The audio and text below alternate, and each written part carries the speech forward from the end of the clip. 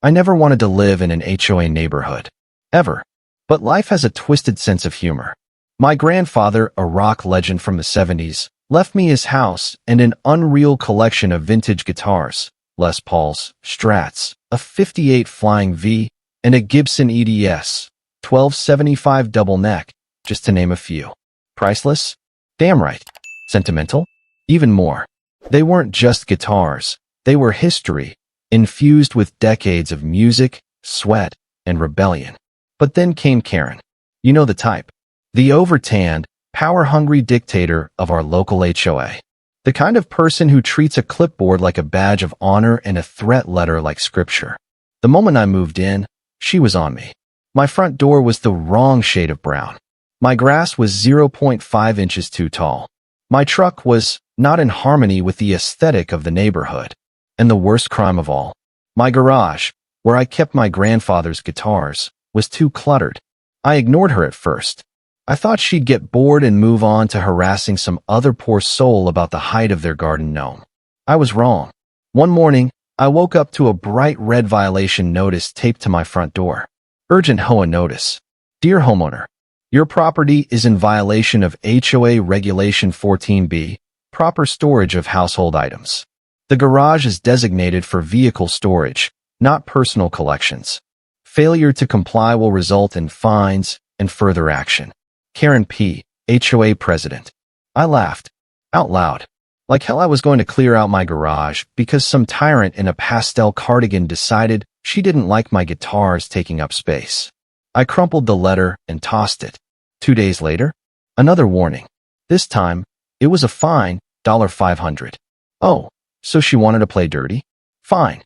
I did what any reasonable, law-abiding citizen would do. I ignored her. A week later, Karen showed up in person. I was in my garage restringing my 59 Strat when I heard the sound of heels clacking on my driveway. I turned around, and there she was, standing like she had just descended from her HOA throne, clipboard in one hand, phone in the other, ready to smite me with her almighty bylaws. Mr. Carter, she said, voice dripping with fake politeness. I've sent multiple notices, yet you refuse to comply. The HOA has strict guidelines, and your garage is in clear violation.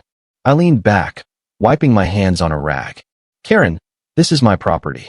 My grandfather's guitars are worth more than your damn house. So, no, I'm not clearing out anything. Her smile twitched. You agreed to HOA regulations when you moved here. No, I inherited this house. I never agreed to anything. Her eyes darkened. We'll see about that. And with that, she turned on her heels and stormed off. I should have known she wouldn't stop there.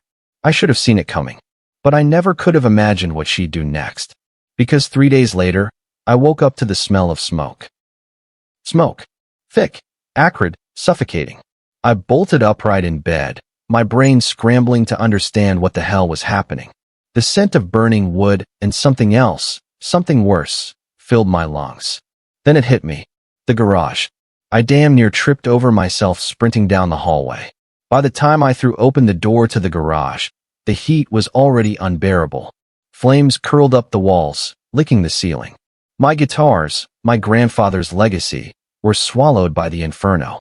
I felt my heart shatter. Every single guitar gone. I stumbled back, choking on the smoke, my fists clenched so tight my nails dug into my palms. My mind refused to process it.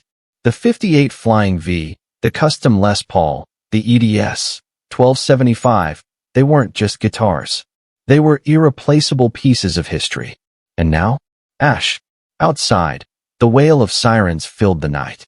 Firefighters rushed in, dousing the flames, but it was too late. The garage was a charred skeleton of what it once was. One of the firemen approached me, pulling off his helmet. You okay, man? I barely heard him. My eyes were locked on the smoldering wreckage. Yeah, I rasped. Physically, sure.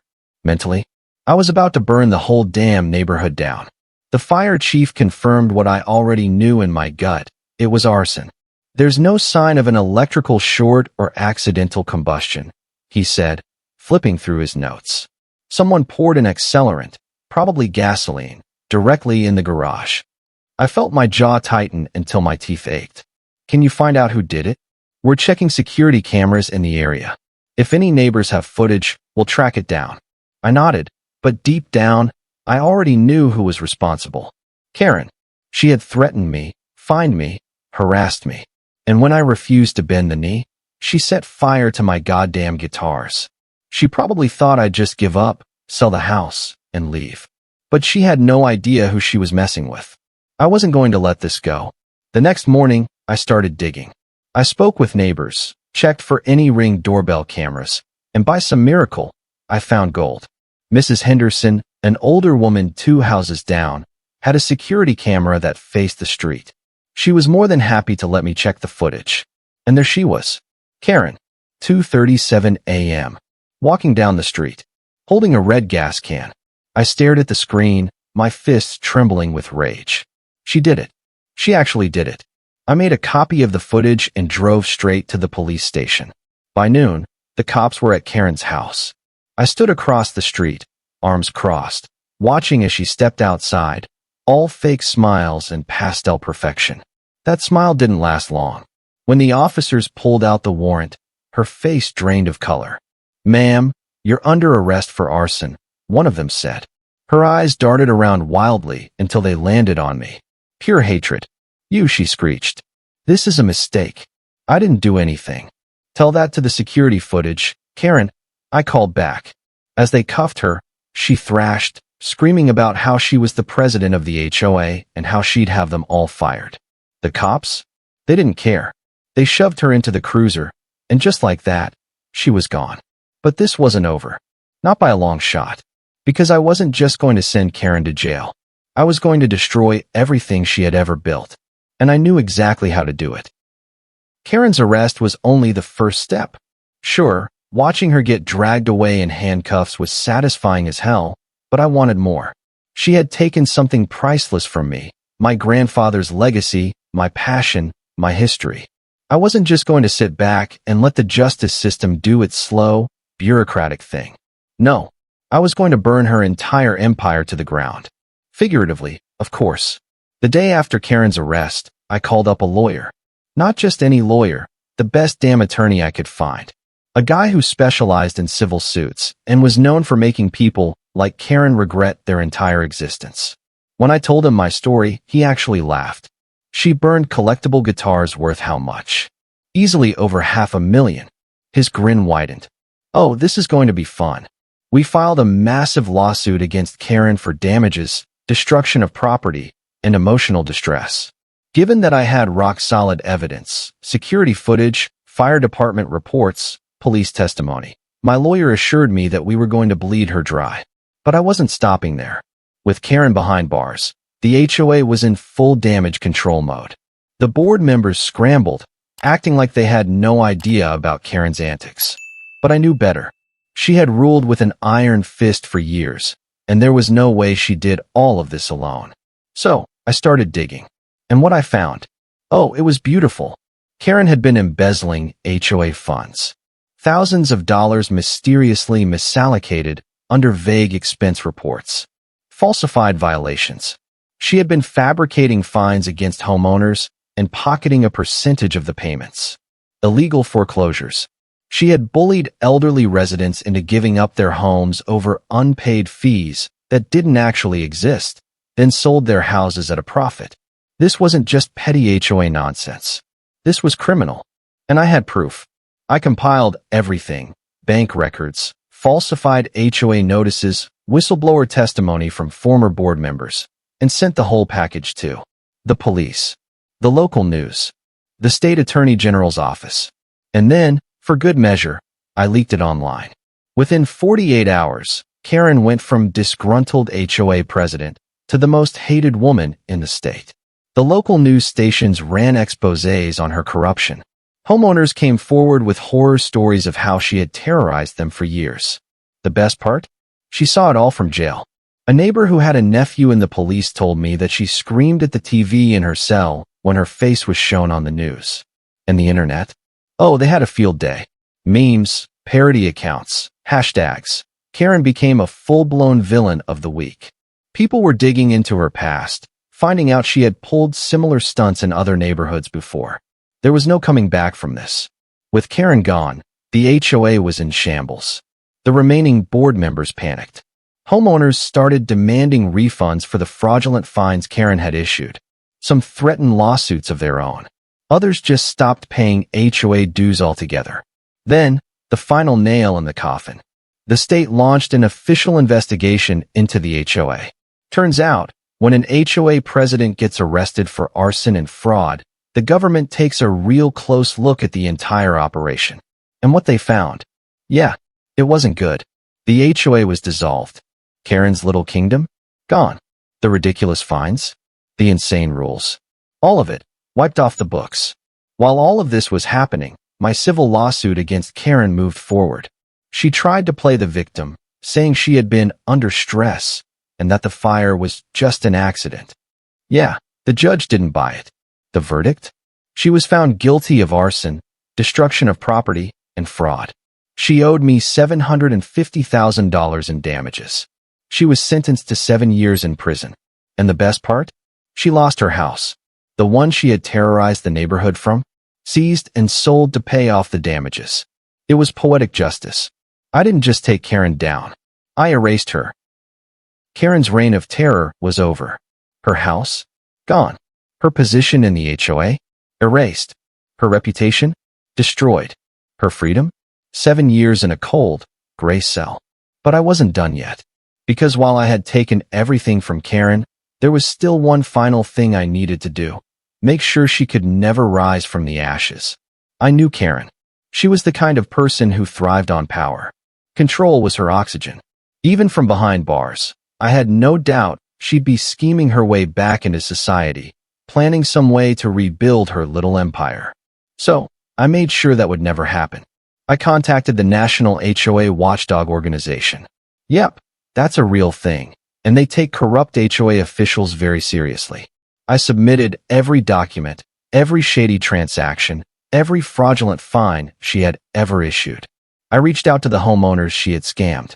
Together, we formed a coalition and made sure she was blacklisted from ever working in any HOA or real estate position again. I bought Karen's house. That's right, the very same house where she had sat on her throne of tyranny. I bought it at auction. And then, I turned it into a community music center. Oh yeah, the place where she had schemed, bullied, and destroyed people's lives. Now it was a place where kids learned to play guitar, local musicians could perform, and the neighborhood she had terrorized could heal. Now, you might be wondering, what happened to Karen in prison? Well, let's just say, she didn't do well. Karen wasn't the type to survive without control. In jail, she had none. No minions, no fines to issue, no HOA board meetings where she could wield her clipboard like a weapon. And the other inmates? They didn't take kindly to entitled suburban dictators. Word got out about what she did, burning down a guy's guitars out of spite, committing fraud to steal from homeowners.